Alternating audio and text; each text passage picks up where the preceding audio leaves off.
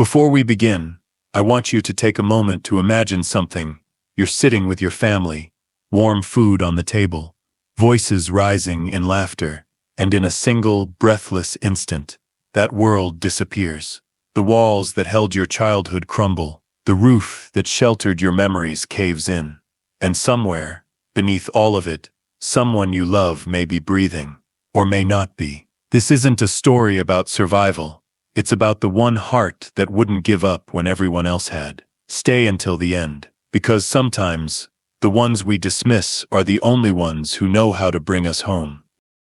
It began like any other afternoon in the village, normal, ordinary, almost sacred in its simplicity. The sun was low but still golden, slanting through the kitchen window, and warming the tiled floor where my little brother had been playing with an old spoon and a bowl of pebbles, pretending to cook for our invisible guests. The rice was steaming on the table. My mother had just told him to wash his hands. My father was standing outside, talking to a neighbor about a leaking roof. I was scrolling through my phone, only half listening, only half present, as teenagers often are. Then the ground shook. It wasn't gentle, it didn't build, it slammed, like a giant fist had punched through the earth itself. My plate jumped, the walls groaned. The laughter died mid-sentence. I remember the sound of a bottle tipping off the table, the sharp shatter of glass on tile, the scream that came from somewhere behind me.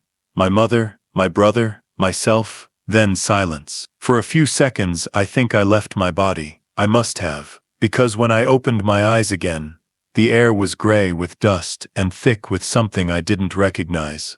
Loss. Everything was sideways. The ceiling was too low. Or maybe the floor had risen. I couldn't tell. My ears were ringing like someone had screamed into them. And then I saw it.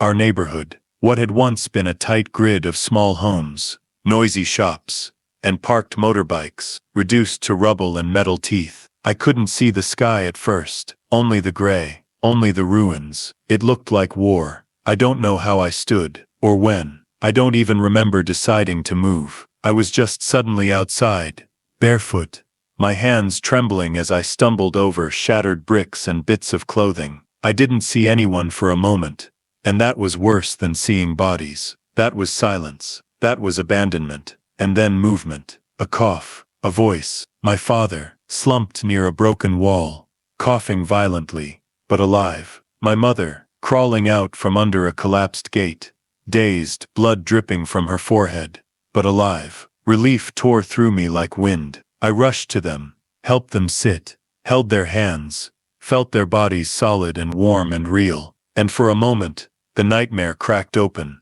There was still life, still family. But that's when I saw the whole. The place where the kitchen used to be. The place where my little brother had been. Gone. Not crushed. Not buried. Just gone. My breath caught. I froze. It was like standing in front of a bottomless pit, knowing you dropped your heart into it, and would never hear it hit the ground. Where's he? I whispered. My mother looked at me, blinking slowly. Where's he? I repeated, louder. No one answered. I turned and ran, stepping over twisted aluminum, broken bricks, splintered wood. I called his name, screamed it, but it felt like the earth had eaten him and spit out silence in return. I remember collapsing on my knees, digging with my hands, scraping until my fingers bled, not knowing where to look, only knowing that he had to be somewhere. People gathered, some to help, some to stare, the kind of stares that know how to say,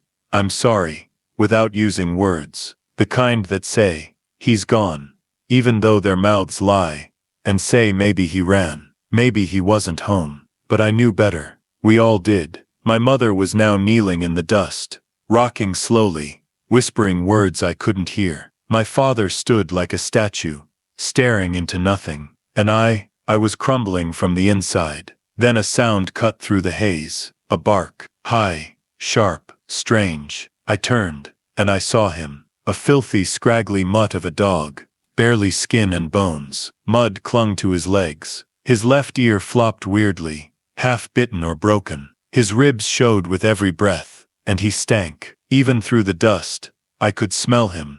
Wet fur, garbage, and survival. It was him, the same stray who used to hang around our backyard, The one who'd show up every evening, tail wagging, begging for leftovers. My little brother used to sneak food to him through the back gate. He loved that dog, gave him bits of egg, whispered secrets to him, even tried to name him once. My parents had always chased him away, called him dirty, useless, dangerous, just another pest in the village. But now, here he was again, barking, not aimlessly, not like dogs usually do, but in bursts. 3 barks, a pause, 2 more, a growl. Then he turned and ran toward the pile of rubble where our kitchen had been. And he stopped, turned back, barked once more. My parents yelled at him, "Get out, go away." My mother flinched as he barked again. But something in me, something that had gone dead, flickered back to life. His eyes,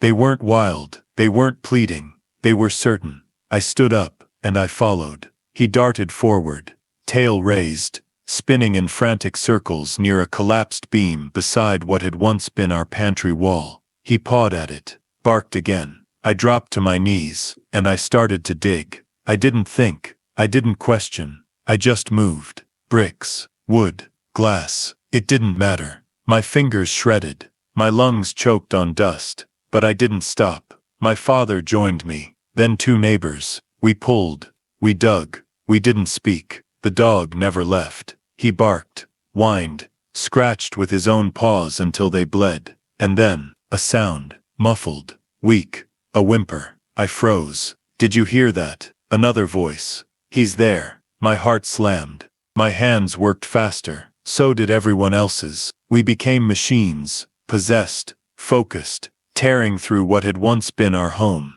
And then, his face, covered in ash, lips trembling, eyes wide. My little brother, alive. I screamed. I cried. I think I laughed. Maybe all at once. We pulled him out. He clung to my neck, shaking, and I clung back like I would never let him go. He was bruised, his clothes torn, his face scratched, but he was alive. And just a foot away, tail wagging, tongue lolling, sat the dog, not panting, not barking, just waiting, as if he'd known all along, and maybe he had. If you're still here, if your heart is still pounding, then don't let this moment pass without marking it. Click like to honor the unheard heroes. Leave a comment if you've ever been saved by someone no one else saw coming. And subscribe, because this is only part 1. The bond between a forgotten boy and a dog, the world discarded, is just beginning. You won't believe what happens next. There's a strange stillness that comes after a miracle. A hush that doesn't feel like peace, but more like disbelief holding its breath. We had my little brother back, alive, against all odds. But as we stood there, covered in dust and sweat and dried blood, with him pressed against my chest and that filthy yellow dog panting nearby, the world didn't feel fixed. It felt paused, like life hadn't decided yet whether this was the start of healing or just a brief escape from loss. People clapped. Someone cried out in thanks to the heavens. My mother fell to her knees, sobbing into her hands, her voice a mix of praise and apology. My father stood silent, eyes wide, still gripping a broken plank like he needed to fight someone, or something, to prove this was real. And me, I couldn't stop shaking. My arms held tight around my brother, but I was shaking from the inside out. He didn't speak, not right away. His eyes were wide, glassy, full of something ancient, something no child should carry. He looked older, not in his face, but in the way he looked at us, like he wasn't sure we were real, or that he was. The dog walked up and nudged his arm with his nose, and for the first time since we pulled him out, my brother moved, just a little. He turned his head, slowly, and looked at the dog, and I swear, in that moment, a breath returned to him. He reached out, weak fingers brushing the dog's filthy fur. "Good boy," he whispered, and the tears that had been burning behind my eyes all this time finally broke free. The neighbors helped us get him to the truck, an old utility vehicle, half crushed on one side, still drivable. We wrapped my brother in a blanket, gave him a bottle of water, and cradled him in the back seat. The dog jumped in without waiting for an invitation, curling up beside him like he belonged there all along. No one told him to get out. No one dared. We drove to the emergency shelter a few kilometers away, a makeshift camp set up by volunteers on the grounds of what used to be a school. The front gate was cracked. The yard was full of tents, mats, smoke from cooking fires, and the scent of antiseptic and boiled rice. It wasn't quiet, but it was heavy, like the air carried too many stories it didn't know how to tell. We were assigned a corner of a classroom on the second floor, the only level that hadn't completely collapsed. My brother was laid on a thin mattress. A medic checked him, murmured something about dehydration, minor bruises, nothing critical. My mother held his hand like she was afraid it would disappear if she let go. My father just sat, eyes blank, shoulders heavy, and the dog, he curled up at the foot of the mattress and closed his eyes, as if now that the work was done, he could finally rest. But I couldn't, not yet. I walked out into the hallway. Survivors lined the walls, families without homes, children without parents, parents without names to call. I passed by a group of volunteers, unloading sacks of rice and bandages.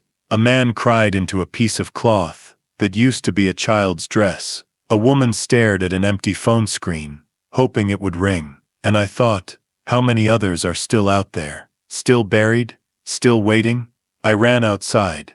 The sun was dipping, but there was still time, still light.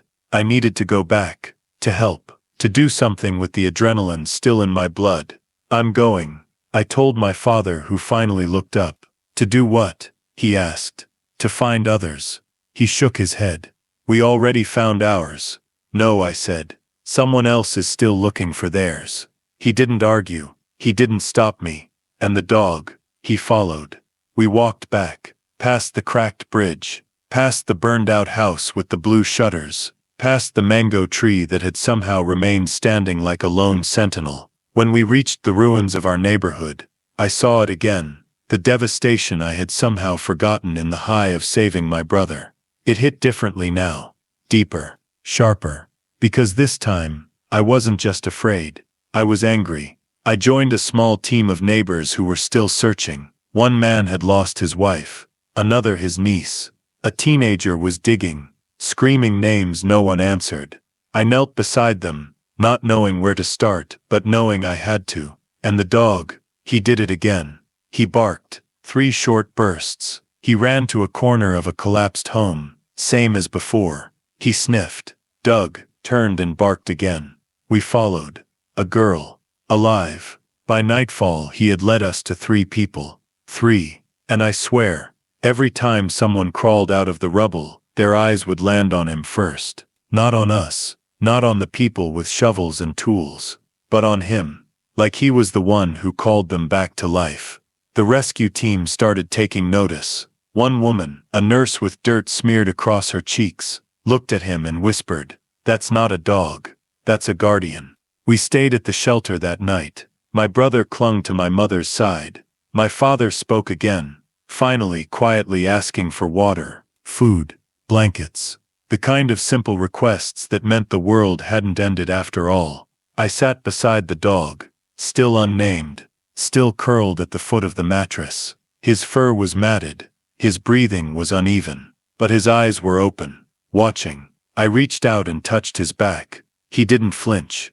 I whispered, "You saved him," and I swear he blinked, once, slowly, like he understood. If you've made it this far, if your chest is tight, and your throat is dry, if you've ever held your breath for someone who means the world to you, then don't let this moment go unseen. Click like, leave a comment for those who never stop digging, and subscribe, because in the next part of this story, grief meets resistance, and the stray who saved one life may end up saving many more. This isn't just about a boy, it's about the one soul who heard him when no one else did. There's a moment that no one talks about. Not the screaming, not the shaking, not the dramatic rescues, but the day after, when everything's quiet. When the adrenaline fades, and your body stops running on survival, and starts remembering, that's when the real pain begins. Not the pain in your muscles, or your broken fingers. The pain that settles deep inside your chest when you realize that even after the miracle, your world still isn't safe. We had him back, my little brother, alive, breathing, but something inside him had changed, something I couldn't reach. He didn't speak much, not even to me. He clung to our mother like a lifeline, eyes wide, staring at the ceiling of the makeshift shelter, like he expected it to fall at any moment. Sometimes he'd flinch when someone dropped a pan. Other times, he'd bury his face into the yellow dog's fur and stay there for hours. He didn't ask for toys. He didn't ask for food. He just existed, quiet, like his voice had been left in the rubble. My mother barely left his side. She didn't speak either, not unless someone asked her a direct question. She'd whisper answers, short, distant. Her hair stayed uncombed. Her shawl slipped constantly from her shoulder. She didn't seem to notice. She'd gone somewhere else too, mentally, somewhere cold. My father was trying. I'll give him that. He gathered firewood, helped cook, stood in line for water, but his eyes were empty, not dead, just blank, like he was going through the motions of being alive, not because he believed in them, but because he didn't know what else to do.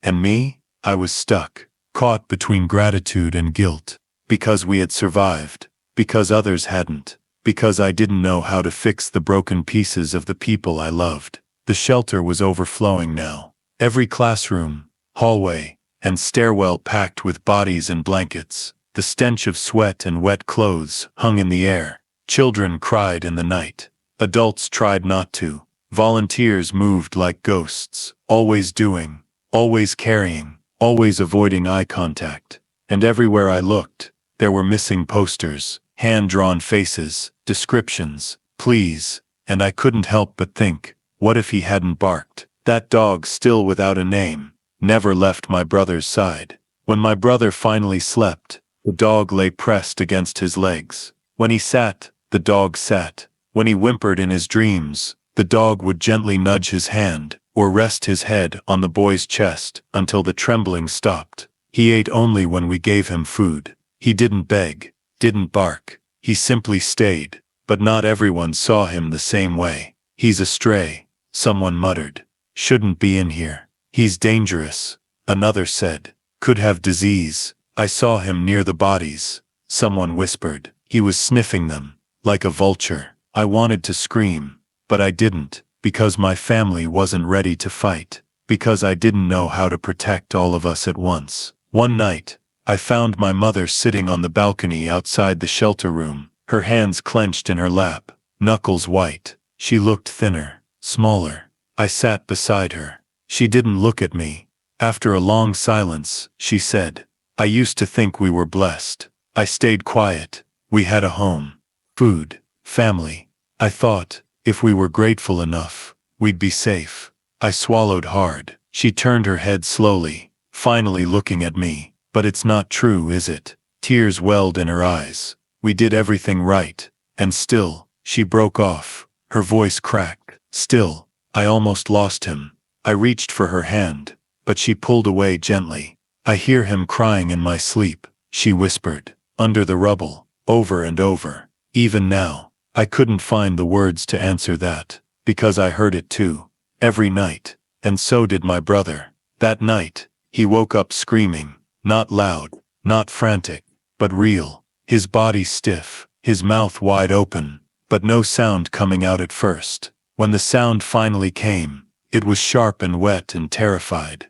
We all rushed to him. Me, my mother, my father, but the dog was there first. He pressed his body against my brother's chest, curled around him like a shield. My brother's hands reached for his fur. He clung to him like a raft. And slowly, he stopped screaming, just breathing, just sobbing, just alive.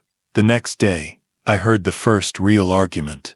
A group of shelter leaders were debating whether to force the dog out. He's a health risk, someone said. He could bite the children. He's not registered.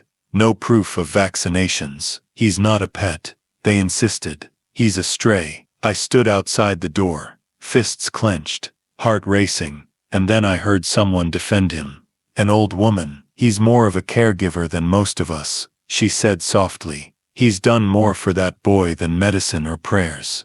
Silence followed, and then the conversation moved on. But I never forgot her words. Still, the tension lingered. Whispers, side glances, people stepping back when he passed, and it wore on us. One afternoon, I returned from gathering firewood and found my mother staring at the dog as he slept. I knelt beside her. She whispered, "Shh.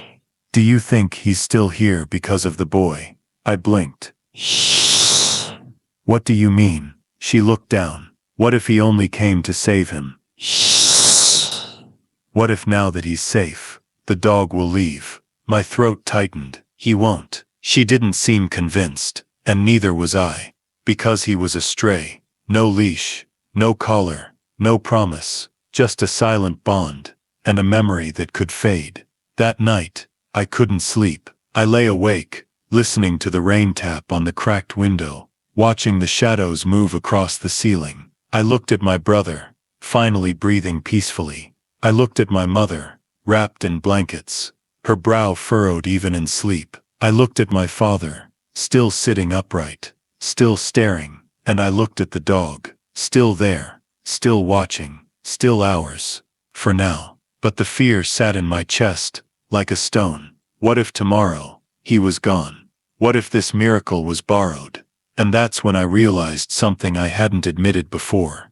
I needed him too. Not just my brother, not just my parents. Stay. Because he was the only thing that made me believe we hadn't lost everything. And if you've ever felt that, if you've ever held on to something fragile, something the world said wasn't worth keeping, just because it made you feel whole, then this story is for you. Like this video if you believe in second chances. Comment with the name of the animal, or the soul that changed your life. And subscribe, because the next part of this journey will ask what happens when the world tries to take back the one thing that saved you. The answer may break your heart, or heal it. It's strange how grief can blind you. How in the rush to hold on to what you've saved, you forget the pieces that helped you save it. The days after the quake blurred together, measured in bowls of rice, whispered prayers, the slow healing of bruises, and the echo of distant crying. My brother was safe, but silence clung to him like a second skin. He barely spoke. He barely looked up. The only time I saw a flicker of life behind his eyes was when the dog lay beside him, gently breathing, never asking for anything, just being there. But not everyone was willing to accept that. The dog's presence in the shelter had become a point of tension. Volunteers were split. Some adored him, left small scraps of food, even patted his head when no one was looking. Others, they saw disease, danger, a stray in the middle of their fragile ecosystem of survival. One spark and things could collapse all over again. One morning, I stepped outside to gather firewood when I heard it, shouting. My heart dropped. I ran back toward the shelter, past the tent lines, past the cracked school walls. A small crowd had gathered, voices rising. My father stood stiff, arms crossed. My mother was shielding my brother, who trembled behind her, and in the center of it all, him, the yellow dog, cowering slightly, surrounded. A man with a stick stood a few feet away, gesturing wildly. He's filthy. Who knows where he came from? He could spread disease. He's a hero, someone shouted back. He's a threat, the man snapped. The dog didn't bark, didn't growl. He just stood there, ears flat, tail low, waiting, like he'd heard this all before. And he had, because this wasn't the first time he'd been chased away. It was just the first time it hurt me. Before the quake, my parents had driven him off countless times. My brother had fed him behind our backs, snuck scraps under the fence, whispered names to him under the mango tree. My mother would shout. My father would throw rocks. He's wild, they'd say. He'll bite. He's not ours. But now, everything was different. I stepped forward. He saved my brother. The man scoffed. You're just a kid. He dug him out. You can't prove that. My brother's voice rang out, then quiet, hoarse but sharp. He found me. Everyone turned. He stood behind my mother, fists clenched, tears in his eyes. He came back for me. And suddenly, Silence. Even the man with the stick lowered it. The dog looked at my brother and wagged his tail. Not fast, just once. I walked forward and crouched beside him, placing my hand on his neck. His fur was coarse, dirty, but warm. He didn't run, I said. Not during the quake, not after. He came back. He knew where my brother was when no one else did, and he didn't stop barking until we listened.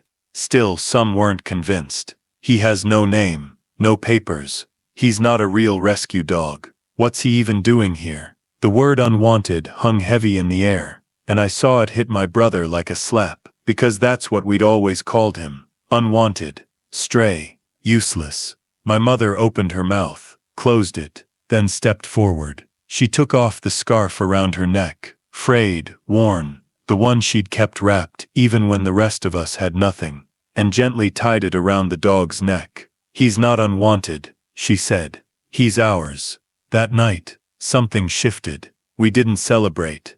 There was no applause, but the looks changed.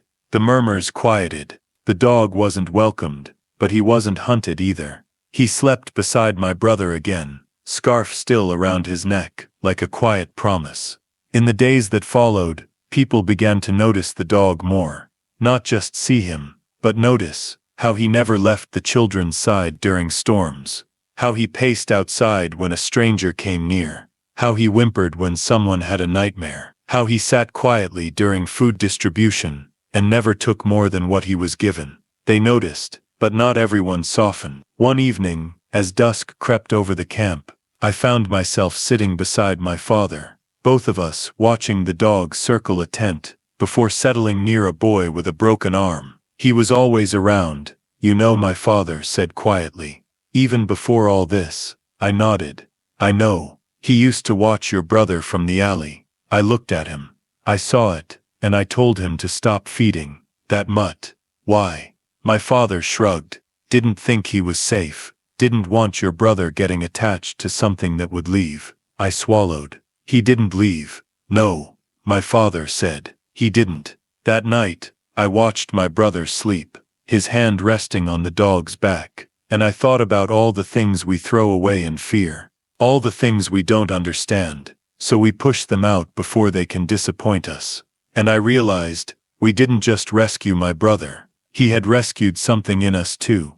So if you've ever been told you were unwanted, if you've ever loved something others didn't understand, or if you've ever been saved by the one thing you were told to fear, then this story is for you. Click like if you believe. Love doesn't need permission. Leave a comment if someone once gave you a second chance, and subscribe, because in the next part of this journey, what the world calls a mutt may just become a legend. The ones we push away often come back to save us. Grief makes you blind, but fear makes you deaf.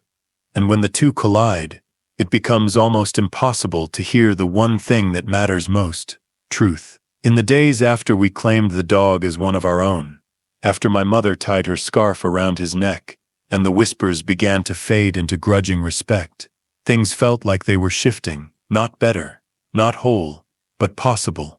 My brother had started to speak again, just a few words at first, simple, cautious, like a toddler testing new ground. Water, blanket, here. But most of all, he said the dog's name, or at least, the name he'd chosen to call him, Cole. It meant older brother, not a name, not exactly, but a title, full of reverence and trust. He whispered it into the dog's fur at night. He'd call it softly when he woke from nightmares. And the dog, Cole, always came. That's why what happened next was so terrifying. It was late afternoon. The sun was sinking behind the cracked hills. Smoke from cooking fires curled into the air. The shelter was quieter than usual. Tired, peaceful, trying to believe in the illusion of calm. Then it shattered. Cole barked.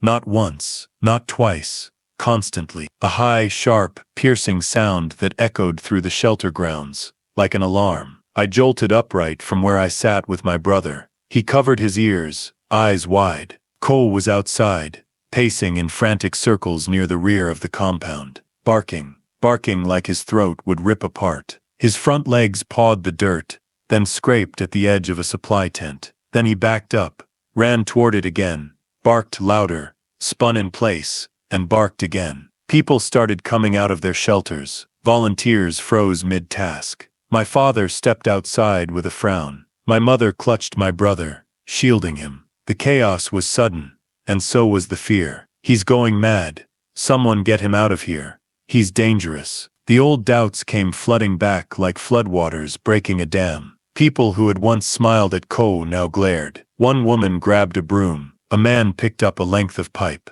I ran forward, yelling, "Stop! Don't touch him!" But no one was listening. Except Ko. He stopped barking long enough to look at me, and I saw it in his eyes. Panic, but not for himself, for someone else. He turned, bolted toward the far side of the collapsed school building, and barked again. That's when I understood. He wasn't being loud for no reason. He was trying to say something.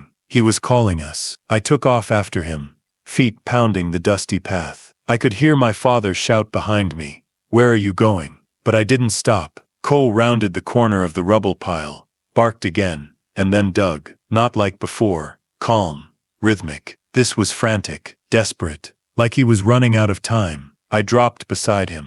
The ground here looked untouched. No one had searched this section. It was outside the shelter's perimeter, partially hidden by overgrown weeds and broken concrete slabs. It looked like nothing. But Cole kept digging. I helped. People began arriving, forming a hesitant circle. What's going on? It's just dirt. Nothing's there. But Cole barked again. Hoarse, cracking, blood on his paw pads. And then sound. Not a bark, not a voice. A cry. Muffled, small. A child's cry. Someone gasped. Cole went wild. I screamed, "There's someone under here." Volunteers jumped in. Shovels flew. Hands clawed through ash and splinters and dirt. And then a girl, no older than 7. Tears caked with dust on her cheeks. She was alive. Alive because of him. Someone carried her out. Her mother, who had been searching for days, collapsed in tears. She wrapped her arms around her daughter, like she'd been given a second soul. Everyone turned to Ko. No one spoke. He was lying on his side, panting hard, tongue lolling, blood on his paws, his body shaking. And I knew what had happened. He'd felt her, like he felt my brother. Not by sight, not by smell, but by something deeper. Ko didn't bark for attention. He barked for life. My father walked up beside me. He saved her. I nodded. Just like he saved us. The man with the pipe earlier now held a water bottle. He poured it slowly into a dish, and pushed it toward Ko, then backed away. The dog didn't move, too tired to drink. I knelt beside him, stroked the fur behind his ears. "It's okay," I whispered. "You did it. You're safe." That night, no one questioned his place. They brought him rice, boiled chicken, a clean cloth to sleep on. Someone even wrote on the chalkboard outside, "Shelter Guardian." My brother, watching from the classroom window, smiled for the first time in days. He looked at my mother and said, "He's not just our dog anymore." She nodded. "He's everyone's now." And she was right. In one act of raw instinct, Ko had silenced every doubt. He wasn't just barking through grief. He was guiding us through it. He was reminding us that sometimes, the loudest cries aren't the ones from our mouths, but the ones our hearts can barely make. If you're still here, if you're crying or clenching your fists, or remembering a time you didn't listen until it was almost too late, then this part of the story is for you. Like this video if you've ever misjudged someone who only wanted to help. Leave a comment for Ko, the dog who wouldn't stop barking until he saved another soul. And subscribe, because in the next part, we learn what happens when the world finally starts to believe, and how quickly that belief can be tested again. He barked not to be heard, but so someone else could live. There's something sacred about digging with your bare hands. Not because it's noble, but because it's raw. There's no tool between you and the earth. No barrier between your desperation and the rubble. You feel every stone, every splinter, every cut on your skin. And in that moment, you aren't just digging for someone else.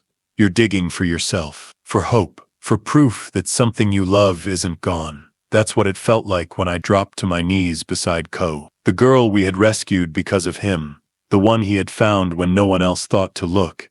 had just been reunited with her mother. And while the shelter buzzed with astonished gratitude, while strangers whispered that maybe Ko wasn't just a dog but something more, he was already back at it. Less than 24 hours later, he barked again. I was sitting beside my brother, spoon-feeding him warm soup, when the first bark echoed off the classroom walls. Then came the second. Then the third. By the fifth, I was already standing. Outside, Ko was pacing again, this time at the far end of the compound, near a collapsed wall that had long been marked with red paint. Unsafe, unstable, unsalvageable. He barked at it anyway. A volunteer shouted, "Not again." Another rolled their eyes. "There's nothing there." But I knew that bark. We all did. It wasn't hungry. It wasn't confused. It was urgent. My legs moved before my mind could catch up. I sprinted to him. "Where?" I asked. Ko circled once, then started pawing at the dirt, and I dropped down beside him. Didn't think, didn't wait, just started digging. The soil here was harder, drier. The sun had baked it into something dense, something stubborn. My fingernails bent, my palms blistered. Still, I dug, brick by brick, clump by clump. Ko's barking slowed, turning into low whines, his tail stiff with tension. One of the older boys from the shelter came over. "Again? You sure?" I didn't answer. He knelt down beside me and started digging too. Then another. Then my father. Then neighbors, volunteers, strangers. We moved like we had before, like machines powered by fear and faith. Every shovel of dirt tossed behind us felt like a countdown, a gamble against time. And Ko never stopped watching. Then a sound, faint, a cough, a whisper. I wasn't sure, but everyone froze.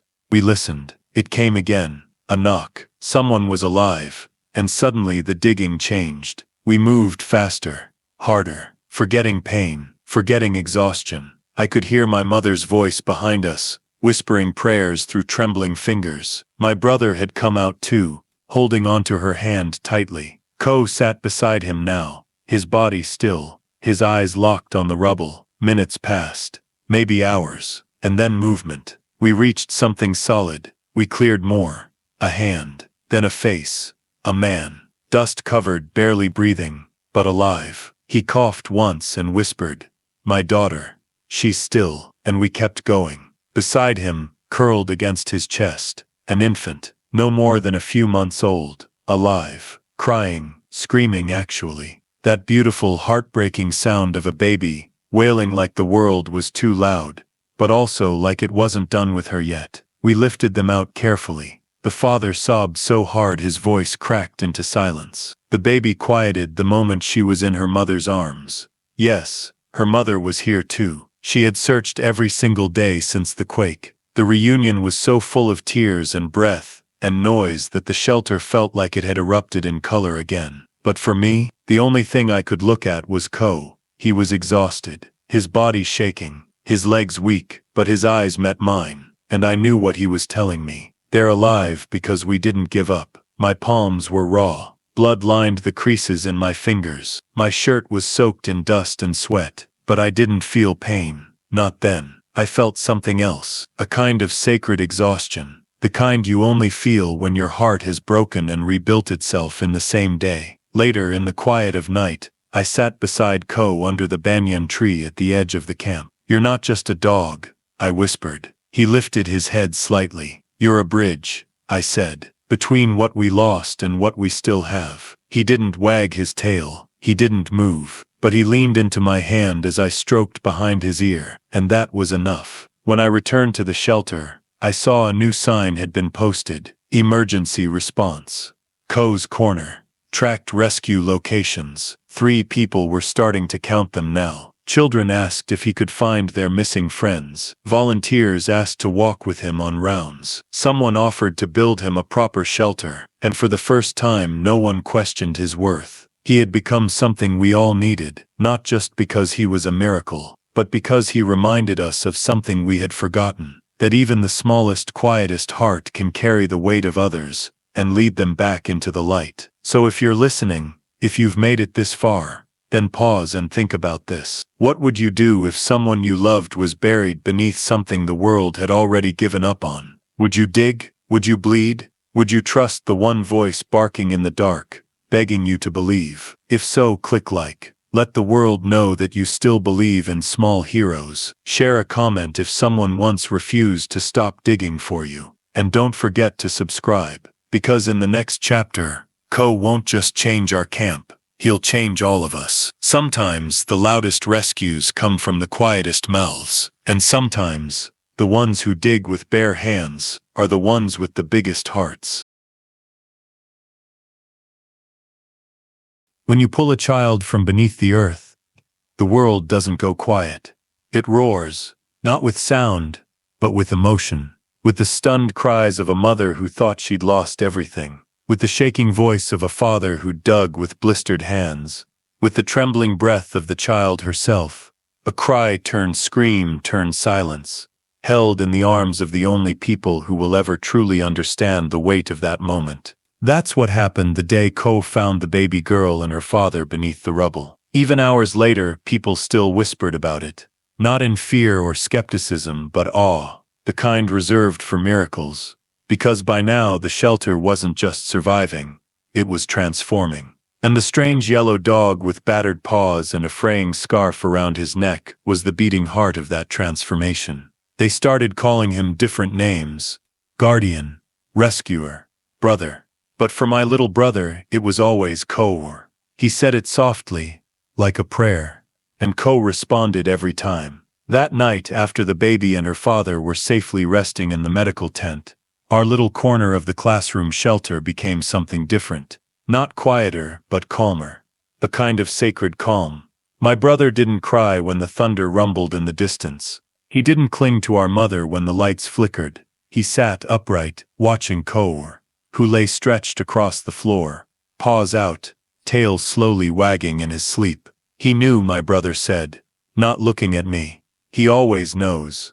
I nodded, and for once I didn't try to explain it, because he was right. Ko didn't just stumble into those rescues. He sought them, with purpose, with pain, with instinct, and something else, something that no one could name. The next morning, something unusual happened. For the first time since the quake, a group of journalists arrived. Word of Ko's rescues had reached the town outside. They'd heard whispers, a miracle dog, a four-legged angel, a guardian spirit in yellow fur. I watched them from the edge of the camp as they set up their cameras, trying to stay invisible while capturing everything. One of them crouched low to get a photo of Ko as he walked past the sleeping tents. Another tried to follow him with a notebook. Ko didn't bark, didn't flinch, but he didn't perform either. He was just himself, quiet, alert, loyal. That was the first time I saw someone ask to take a picture with him. A little girl with a cast on her arm, who had lost both her parents. She walked up, knelt beside him, and placed a flower crown she had woven on his head. He sat still, eyes soft. Click. The photo would go viral a week later. But none of us knew that then. All we knew was that the camp was watching him differently now.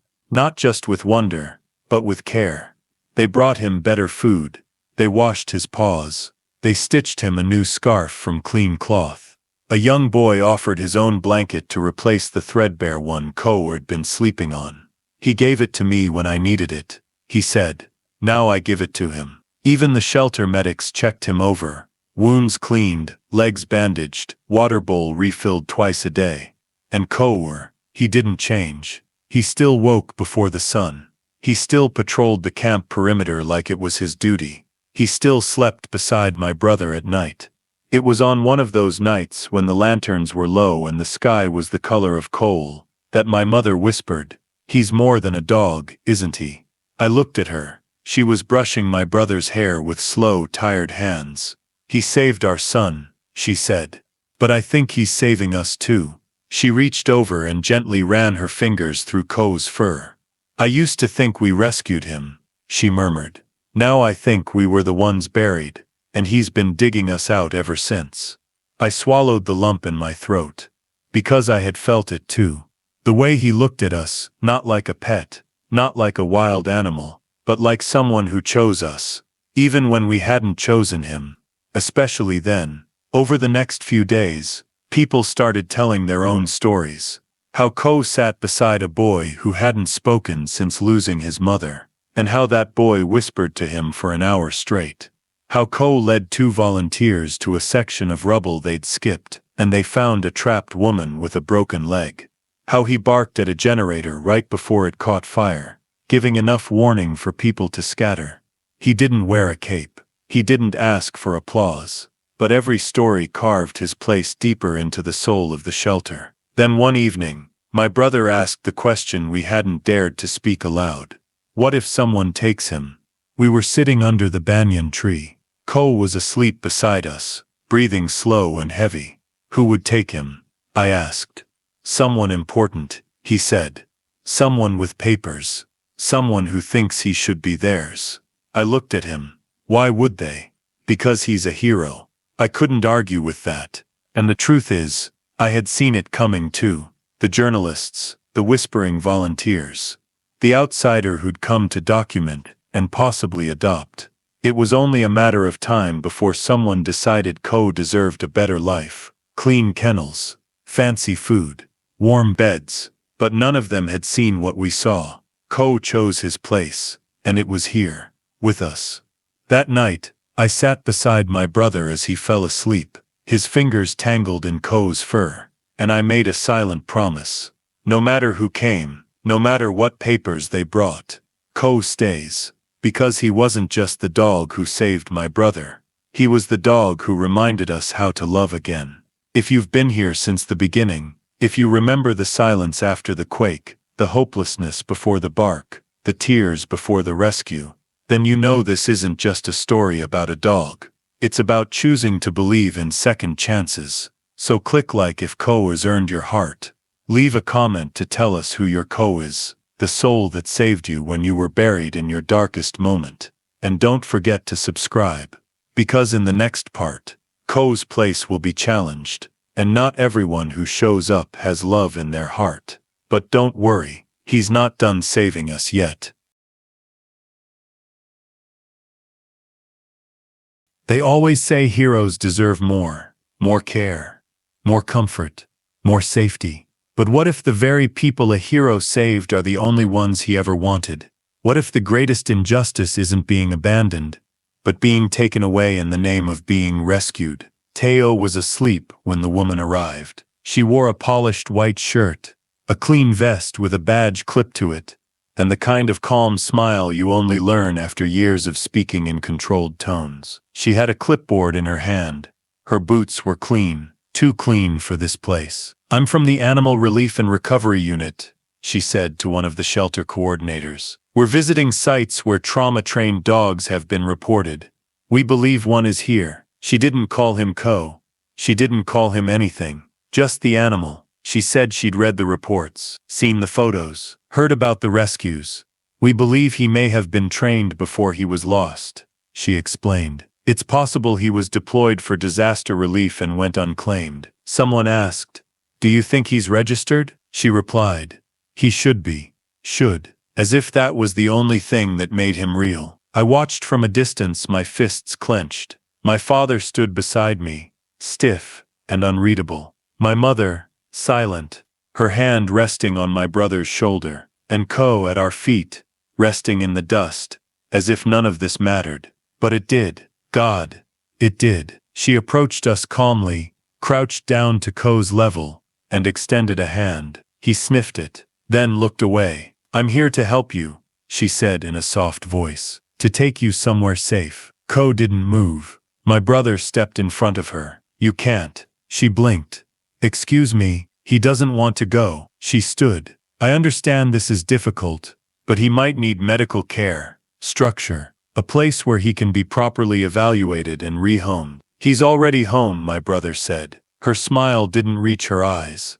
"I know it feels that way." "No," I said, stepping forward. "It is that way." The crowd began to form, quiet, observing, tension thickening in the air. "I have official papers," she added. "If the dog has no documented owner, he's technically unclaimed. We can't let disaster survivors keep strays without oversight. It's a public safety matter." She didn't say it with malice. She said it like a fact. like the idea of him being ours was some kind of dangerous illusion. He's not a stray, I said. She glanced at Ko. Then who's his legal owner? I didn't answer, because there was no paperwork, no collar, no history, only love, only loyalty, only days of digging and nights of comfort and silent moments that couldn't be put on a clipboard. She pulled a leash from her bag. My brother grabbed Ko's scarf, and for the first time since the quake, I saw Ko flinch. He stood up, not in fear, in defiance. He didn't growl, didn't bark, but he moved behind my brother, like a soldier choosing his line. The woman stepped forward, and my mother, always the quiet one, spoke. No. The woman paused. Ma'am? No, my mother repeated. He doesn't go. With respect, my son, she said, was buried for 8 hours. Your teams didn't find him. He did. She pointed at Ko. 3 more lives. He found them too. She took a deep breath. When no one could speak, he listened. When no one moved, he led. He didn't ask for food. He didn't ask for shelter. But he stayed. And because of him, we stayed too. She stepped forward. My scarf, she said. He wears it because I tied it myself. Not as a collar, but as a promise. The woman looked around now. At the crowd. At the volunteers. At the medics. At the survivors. All of them standing behind my mother. Behind us. Behind him. Ko didn't wag his tail. Didn't need to. He simply sat, head high, as if he finally knew that this fight wasn't his alone anymore. The woman sighed. I can't force anything, but I have to file a report. File it, my father said. But write this down too. He's not leaving. She hesitated. You'll need to assume responsibility. I already did, my brother said. The day he found me. That evening someone brought Ko a bowl of warm broth. Another gave him a blanket. Children drew pictures of him, taping them to the shelter walls. And from that moment on, he wasn't just a dog who lived at the shelter. He was the shelter, its heart, its guardian, its echo of everything we almost lost. The woman left the next morning. Papers unsigned, leash unused. She stopped before exiting the gate. He's lucky, she said. No, I replied. We are. After she was gone, the energy in the camp changed. It wasn't joy. It wasn't celebration. It was something deeper, pride. We had stood up for him, and in doing so we stood up for ourselves. That night Ko curled beside my brother like always, but this time my brother whispered something different. You're not going anywhere, he said. Not ever.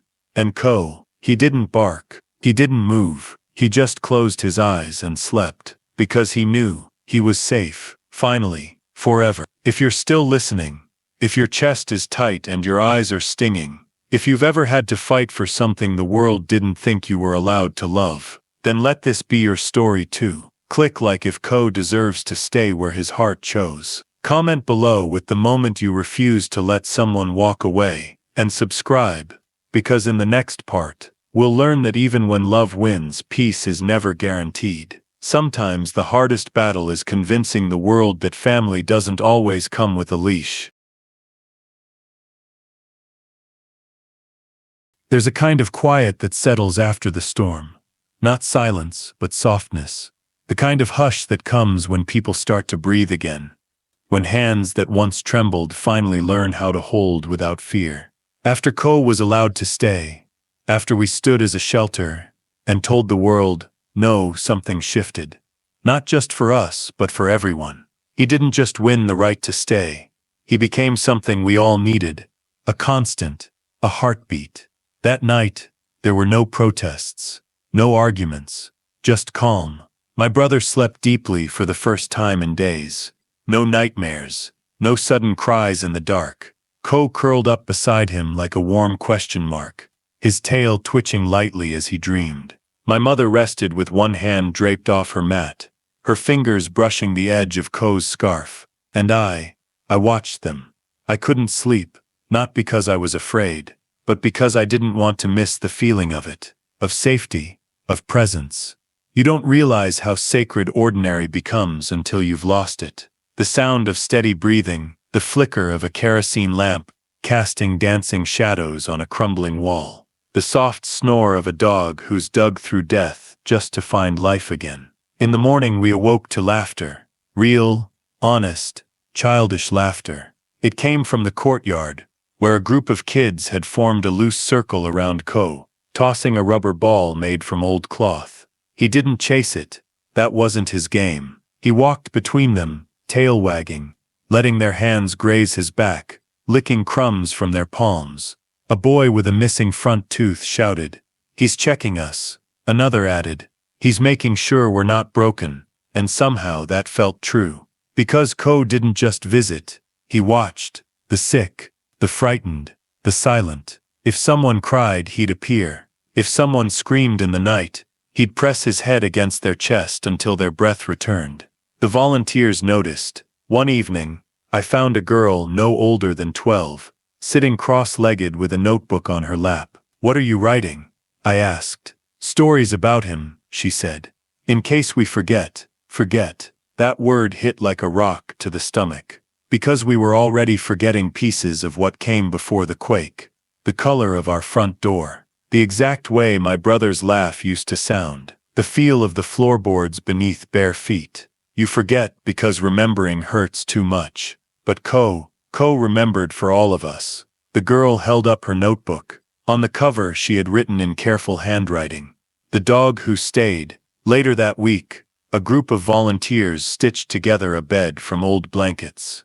They placed it under the overhang of the main shelter building, shaded from sun and rain. A small bowl of water, a plate for food, a pillow that once belonged to a medic. Ko didn't rush to it. He approached slowly, sniffing. Then he sat, as if to say, "Thank you, but I'm not here for comfort." Still, that became his place, his spot. Children started calling it Ko's bed. Adults placed notes beside it. Thank yous, prayers, drawings. One woman even left a tiny wooden carving of a dog that looked remarkably like him. It was beautiful, all of it. But healing isn't a straight line. And not everyone healed at the same pace. My father, for example, still struggled. He helped build latrines, organized firewood, carried water. But his eyes always lingered on the hills beyond the camp, as if he was still waiting for something. One evening he sat beside me as I cleaned Ko's paws. "I don't know who I am anymore," he said suddenly.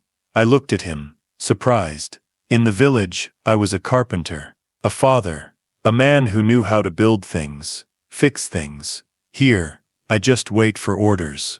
I didn't know what to say. He nodded at Ko, but he said quietly. He made himself useful. I opened my mouth. He raised a hand. "I don't mean that with bitterness. I mean, I admire it." He didn't wait for permission. He just did. We sat in silence. Ko rested his head on my knee. My father looked down. I was wrong about him. I smiled. We all were. The days grew warmer. Some people left the shelter. Their homes were still standing, or they found relatives to stay with. Others stayed, unsure of where to go, unsure of what they'd even return to. But no matter who came or went, Ko stayed, always. One night, a storm rolled in unexpectedly. Rain hammered the tin roof. The wind screamed like a memory we'd all tried to bury. Children cried.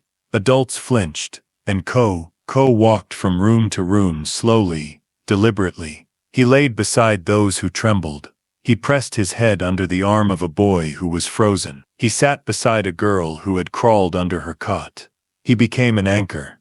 And when the storm passed, and the sun broke through the clouds the next morning, people whispered again. He knew. It wasn't magic. It was empathy. He carried it in every step, every pause, every watchful glance. My brother told me once, as we watched Ko walk across the camp, "He doesn't act like he belongs to us. No, he acts like we belong to him." And maybe that was true. Maybe Ko was never just a part of our story. Maybe we were part of his. One built from silence and scars and second chances and love. So if you're still listening, if your heart has found comfort in Ko's quiet watch, if you've ever healed because someone stayed beside you when they could have left, then let this be your moment too. Click like if you believe loyalty doesn't need a leash. Leave a comment with a story of the soul who helped you feel safe again. and subscribe, because in the next part we find out that even in healing, the world will test what you've rebuilt. Ko has held us together, but will it be enough to protect him when a storm far worse than rain comes to our doorstep? He gave us a bed of blankets. We must give him a home of hearts.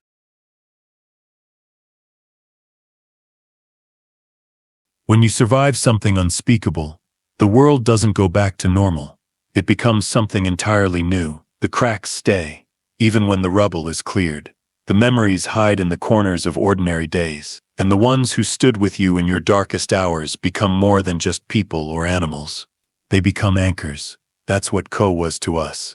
Not just a dog, not just a miracle, but the thing that held us to the earth when everything else had fallen away. It had been weeks since the quake. The shelter had changed. Fewer tents now, more permanent structures. The volunteers had shifted from emergency responders to family. The children had stopped crying at night. Mostly, people cooked again, not just to feed but to comfort. They laughed, quietly, at first, but it was laughter. And Ko became legend. He still refused to sleep in the shelter's building. Even though he had a designated spot with his name scrawled in marker above it, he preferred the ground outside, near the banyan tree, or curled beside whichever child had had the hardest day. They rotated, taking turns, as if Ko had a schedule none of us could see, a rhythm that only hearts in pain could hear. I used to think heroes wore uniforms, or had titles, but Ko changed that. He made me believe that a soul who stays, through grief, through fear, through healing, is far more powerful than one who saves and disappears. And yet, even in that peace, the world still had its way of testing us. One morning, a group from a foreign animal rescue foundation came to visit. They'd seen the viral photo of Ko with the flower crown, read the story in the papers.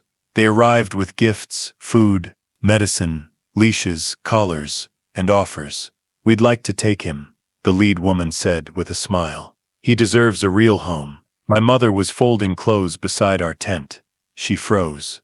"He has one," I said. She smiled politely.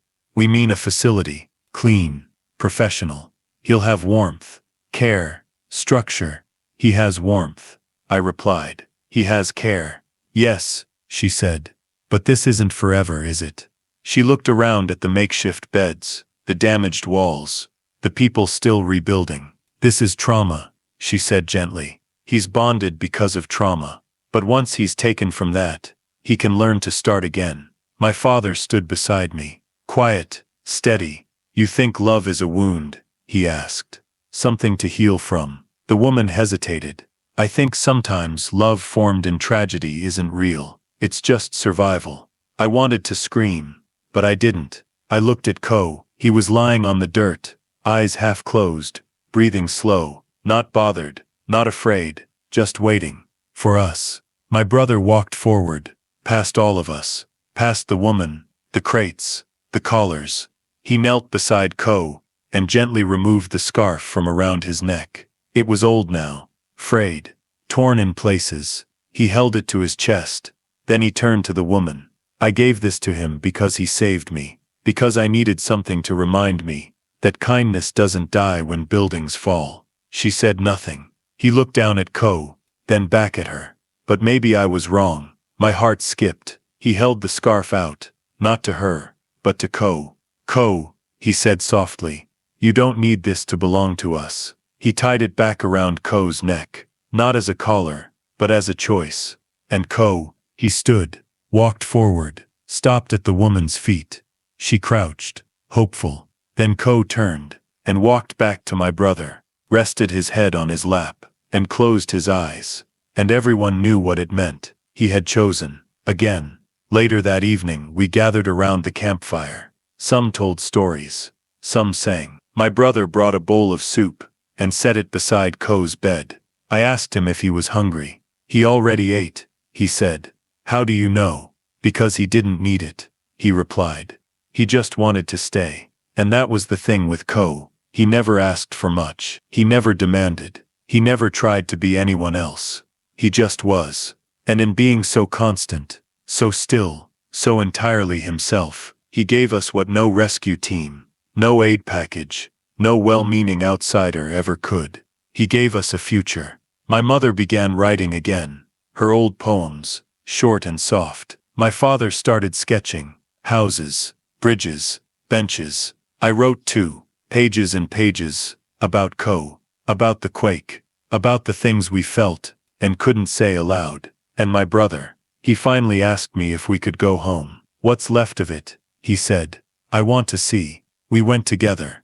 A walk that should have been heavy, but wasn't. The road was still cracked, trees still bare in places. But the ruins weren't scary anymore. They were familiar, worn. We arrived at the remains of our house. My brother knelt beside a slab of wall, and whispered something. I didn't ask what. Ko sat beside him. I watched them both. And I realized, Ko hadn't just helped us survive. He taught us how to grieve, how to remember, how to choose love, even after the earth broke everything. On the walk back, we passed other survivors. They nodded at Ko. Some saluted. A few placed their hands over their hearts.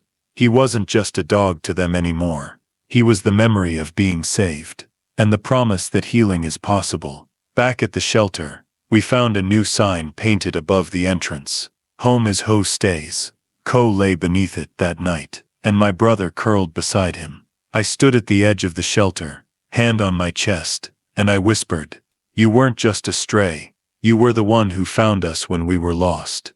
You are family. So if you've made it to this part of the story, if you followed us from the silence after the roar, through the dust and the digging and the doubt, then this isn't just our story anymore. It's yours too. Click like if you believe love chooses us, not the other way around. Leave a comment with the name of the one who stayed when the world gave up. And subscribe, because we'll keep telling stories like Ko's, until the world remembers what kindness looks like with 4 legs. He didn't save us because we were special. He saved us because once we were kind. And now every night, he sleeps curled beside us. Not because he has to, but because he wants to. And that is everything.